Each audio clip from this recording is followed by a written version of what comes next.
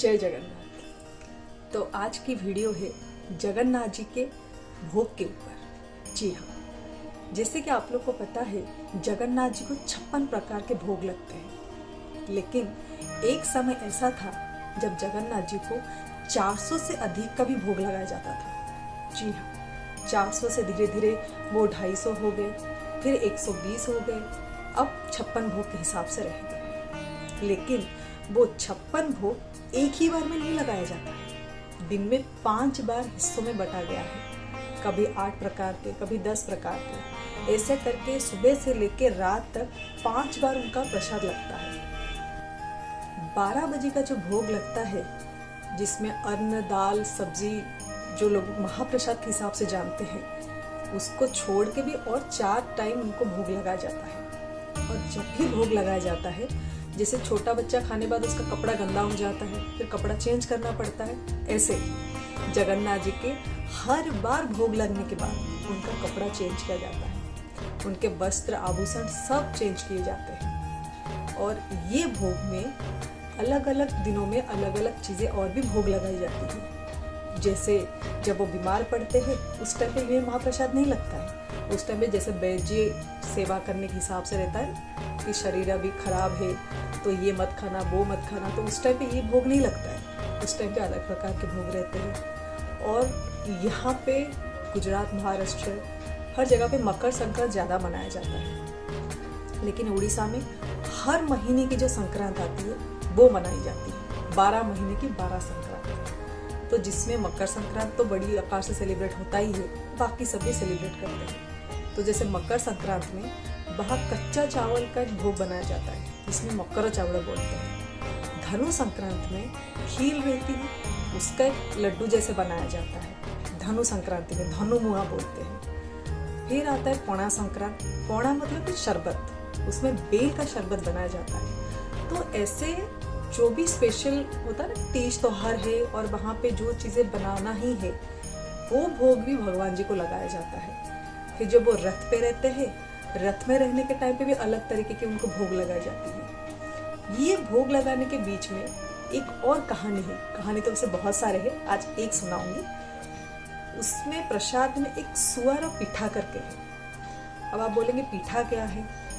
उड़ीसा में पीठा और मीठा 2 चीज़ होती है।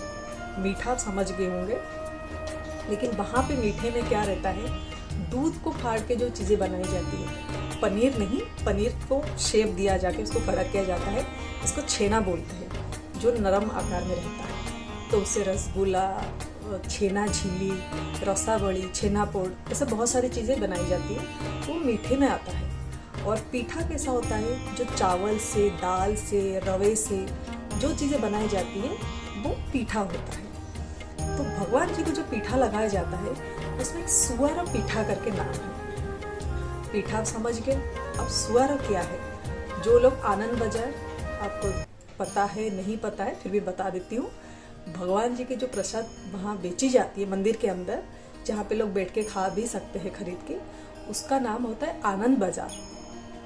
अब वहाँ पे ऐसा है, आप जाएंगे, बहुत सारे लोग रहते प्रसाद बेचने के लिए, आप वहाँ पे थोड़ा थोड़ा मांगेंगे चखने के लिए तो आपको दे देते हैं। तो भगवान इंद्र को प्रसाद खाने का बहुत मन हुआ, तो उन्होंने क्या किया, आए और प्रसाद मांग के चखते चखते चखते आगे चलते गए। तो एक सुअर ने देख लिया कि ये तो कहीं से खरीद नहीं रहा है, ये तो थोड़ा थोड़ा चखते चखते अपना पेट भर लेगा। फिर ऐसे अगर सब लोग चखते चखते पेट भर लेंगे तो हमारा चीज़ें बिक्री कैसे होगी? तो सुअर ने उनका पीछा किया। पीछा करते करते देखा वो चखते चखते ऐसे मंदिर के बाहर गए और पुरी के समुद्र तक पहुंचे। वो उन्होंने रास्ते में बीच में उनको टोक दिए कि भाई आपने ऐसे चखते चखते आपने खरीदा नहीं, आप चलो सबको पैसा दो। बोले मैं भगवान इंद्र हूँ, मैं भगवान का प्रसाद खाने का मन हुआ तो आ गया था, तो थोड़ा चखते चखते आ गया, मैं मानता ही नहीं हूँ कि भगवान इंद्र है। आप अगर हो तो आप मुझे दिखाओ ना। एक जगह उन्होंने बनाया कि यहाँ से मैं जा रहा हूँ स्वर्गलोक और तुम्हें क्या वरदान चाहिए बोलो, मैं देके जाता हूँ, फिर तुम्हें बिलीव हो जाएगा। तो सुअर ने सोचा अभी अगर सच में इंद्र भगवान है तो वर मांगने में क्या जाता है। तो उन्होंने बोला ठीक है, आप मुझे ये वरदान दीजिए कि मैं जब भी बोलूँ तब बारिश हो जाए। तो भगवान इंद्र ने बोला ठीक है, उन्होंने तथास्तु बोल के चले गए। अब सुअर ने सोचा कि सच में ये इंद्र भगवान थे, मेरे सामने गायब हो गए तो ये भगवान ही थे, लेकिन उन्होंने जो मुझे वरदान दिया है ये सच है कि नहीं है, वो उस चीज़ का परीक्षण करने के लिए बोल दी कि भाई अभी बारिश हो जाए। तो बहुत टाइम से वहाँ पे बारिश हुआ नहीं था, तो इतना बारिश हो गया कि ये खबर राजा के कानों तक पहुँच गई। तो राजा ने सोचा अभी ऐसा कोई है तो उसको बुलाया जाए। अब इन्होंने सोचा कि भाई पहले एक बार मैंने बोल दिया, बारिश हो गया, अगर दूसरी बार मैंने बोला राजा के सामने बारिश नहीं हुआ फिर तो मैं दंड की प्राप्ति हो जाऊंगा।